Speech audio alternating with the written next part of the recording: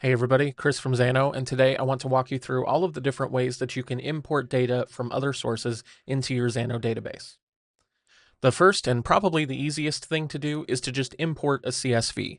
We have a native CSV importer that can be accessed right here. We'll just choose Import Data and click CSV. We'll select our CSV file, and Xano will present us with a preview of the data that we are importing. We can click on these columns and make sure that the data type is correct. This looks good here. And we can also change the CSV formatting settings if we need to. And then all we have to do is click upload. And there's our data, nice and easy. Xano has created the entire table for us from scratch. This table did not exist previously. You can also import additional data into existing tables the same way. The only thing that's really different here is instead of selecting the data type, you will just choose the mapped column for the data to go into. Xano will do its best to try to match them for you, but it's always good to double check before you start the import. The next method is just copying data from another spreadsheet. Now, this does mean that you will have to create the table in Xano first. We're just going to use our existing table here.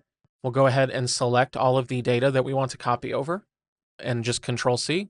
Back in Xano, we're going to add one new record to our table. We'll just click in that first empty cell and paste. Xano will let us know that it needs to add additional rows to this table to accommodate the new data.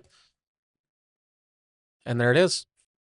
Now, copying and pasting data is not always going to be perfect, so it's not necessarily the recommended option, especially just depending on where that data is coming from, because there can be some differences between the way the source presents the data and how it copies it versus what Xano expects when you paste it, but it can be a quick and easy solution. The next option that we have available is to import data via an API. So maybe you have some external service and they have an API available. You just want to call that service and get all of your data at once and add it to a table. You'll want to create the table beforehand, which we've done here. Our function stack, which is the logic that actually handles getting the data and adding it to that table, just consists of two steps. We have an API request to just call the external API that is returning our data. And then we have an add bulk records step, which will just take all of that data and add it to our database table in one swing. So when we run this is the data that API has returned, and we can see all of those records here. And back in that table, we can see that data is now populated as expected. This is, of course, assuming that each record that API you're calling returns matches what we call the schema of the table. So that's essentially making sure that this full name is exactly what is created in the table. Same with the email. Now, maybe you're finding yourself in a situation where the data that you're calling doesn't match the structure of your table. This will usually happen if you are adding data to an existing table. Now, there's a couple of different ways that we can fix that. The easiest way to do that is to just fix it with a couple of filters. Now, if you are brand new to the function stack, this may seem a little bit daunting, but I promise it's super easy. So we're first just calling the API and we're getting that data. I'm going to show you what that looks like first. So we can see here, we have the full name and the email, but the keys in each object don't match the structure of our database table. So to fix that, we're going to use a couple of different filters. The first filter is JSON encode.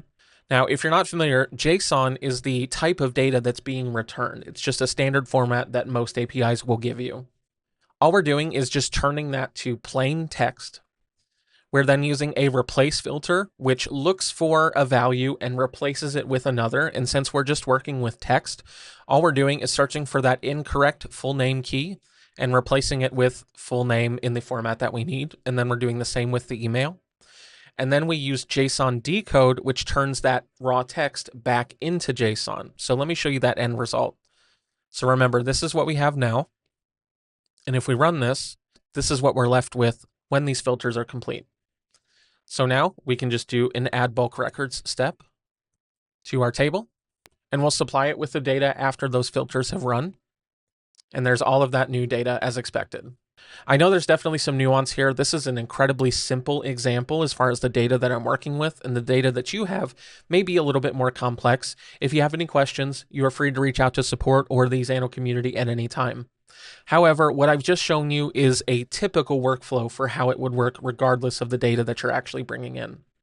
The next option that we have is an Airtable import. We know a lot of you are coming from Airtable, so we have a native importer ready to go. So we'll just choose Airtable from the import data panel. We need to provide an Airtable personal access token. From the Airtable account settings, you'll click this button to go to the developer hub.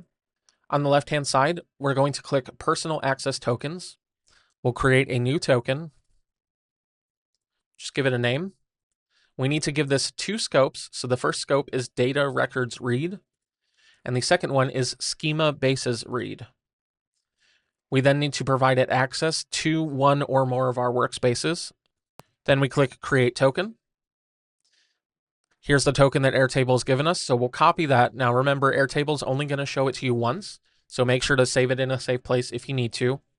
When you add your personal access token to Xano, you have the option for Xano to remember that if you feel like you're ever going to need to import data again. We first select the table that we want to import from that Airtable base. Now your views will be here too, so you can pick one of those if you'd like. You can choose whether or not to download all attachments. If the data that you're importing references other data in Airtable, you can choose the Xano table that should look to for the referenced data. And finally, you can choose whether or not basic API endpoints are created for this new table. You can check the status of the import from the left-hand side here. We can see that Airtable import is currently pending, so this will just take a minute or two, and then we'll have all of that data in Xano. Once the import is complete, you'll see that status updated in this processing jobs section. And you'll also see a notification on the left-hand menu as well as at the top. So let's go ahead and just click Update Xano to just refresh. And here is our table that was imported from Airtable, and we can see all of that data as expected. The last method that I'm going to show you today is definitely more complex. It's for advanced users, but I didn't want to not include it just in case this is a situation that you find yourself in. And that is maybe you are connecting to an external database directly. So that could be a Postgres database, an Oracle database. Maybe it's just a regular MySQL or Microsoft SQL database. We have a few functions available for you to connect directly to those. The first thing I'm going to do is provide our connection string, which is just a string of data that tells Xano how to connect to our database. You'll get this from your database provider. If they don't give you a connection string, you can use our connection wizard to fill out the fields manually, such as the host, the username, and password. Once we have our connection string in there, we can add the query that we're going to run against our database. This is the query that I'm running here to just select all of the data from a specific table. Let's run this and see what that looks like. So there's our data, again, as expected. And now we can use our add multiple records in bulk statement to add those to our table. Run it one more time.